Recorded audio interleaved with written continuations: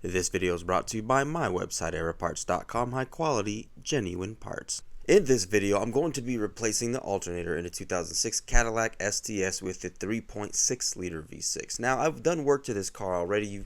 I have other videos on this channel, and there will be more videos on this channel because I'm not done with this car. But I'm going to show you how I came to the conclusion that it needed an alternator, which was pretty simple, and I'm going to show you how to replace it, which was also pretty simple. Now, the most obvious sign was that there was a warning message on the dashboard, a battery not charging, service charging system. And of course the car ended up dying. This message came on as well. Ended up having to jump start it, and this was the voltage right off the bat that showed up on. I decided that I'm not even going to do a full charging test on it because this voltage is already way too low and the alternator sounded awful. So yeah, it needs to be replaced. You'll also notice weird messages like this, like starting disabled, theft problem. You need enough juice in your battery to clear this, and just lock and unlock your doors once you get that battery charged. As for the brand that I use, and I keep getting this question in the comments every time I do something, I used AC Delco. AC Delco is a GM original equipment supplier, and the alternator was remanufactured in the USA, which I like. However, the original alternator that came off of this car was supplied by Denso. You can't go wrong with either one. Now this is what the alternator sounded like before I replaced it.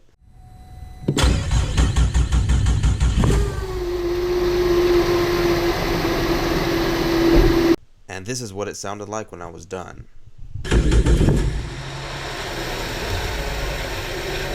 Now when you start this job, absolutely mandatory, disconnect your battery.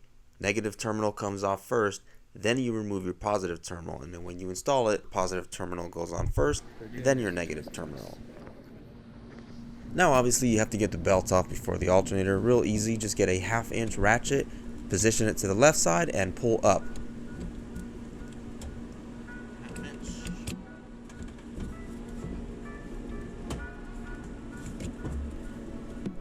And there goes that belt. You don't even have to completely remove it unless you're replacing it. Just leave it on, take the alternator off, and reuse that belt.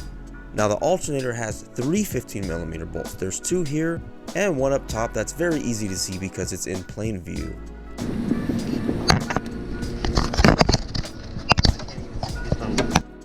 And another close-up of those 2 bolts. Remember, one is longer than the other.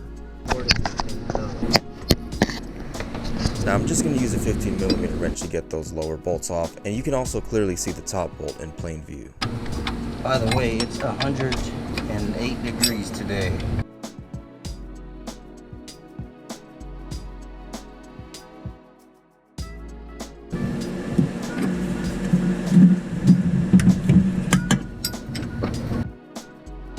Now we're going to locate the power wire, which is behind the alternator. You have to get it from underneath the car.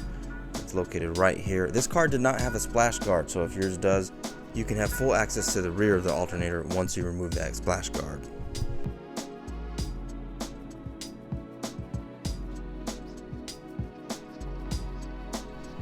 And a 10mm wrench gets that nut right off. And that boot ended up tearing. This type of stuff happens when you're working on older vehicles, so just be prepared for that. Now my hand is touching the connector on the top. I have an arrow pointing at it as well. That's the connector that needs to be unplugged, and that connector is on there pretty good. I needed both hands to squeeze it and remove it. I'm going to show you a close-up in just a moment so you know what you're working with. This is a very strong connector. And I ended up getting it off. Here it is. Here's a close-up just so you know what you're working with.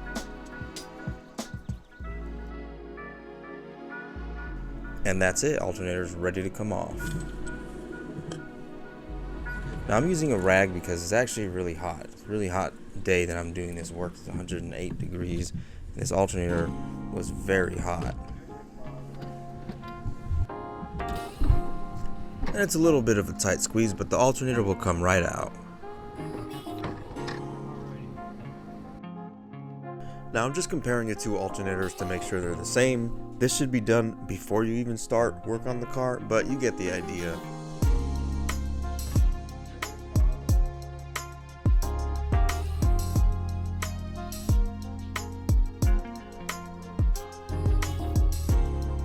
Now as I'm putting it back in, I decided to remove the engine cover. It was a little bit more of a challenge putting it back in for some reason, but this comes off pretty easy.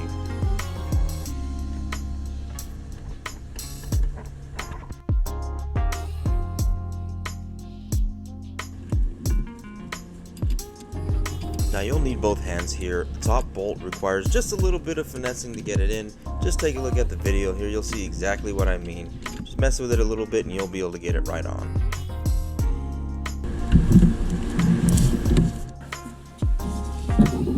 Now we'll plug the connector in.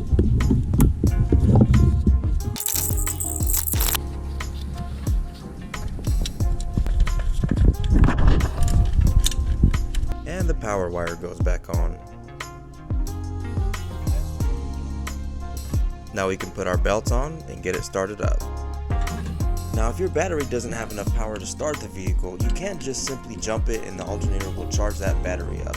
The most ideal situation is to charge the battery first and then start the vehicle. If you have a bad battery, get it replaced ASAP because it will strain your new alternator and cause it to fail early. By the way, for those who are curious, there are two different belts on this car. One runs the alternator and the water pump, and the other one runs the air conditioning compressor and the power steering pump. Each one has their own tensioner. Okay, power goes on first, then ground.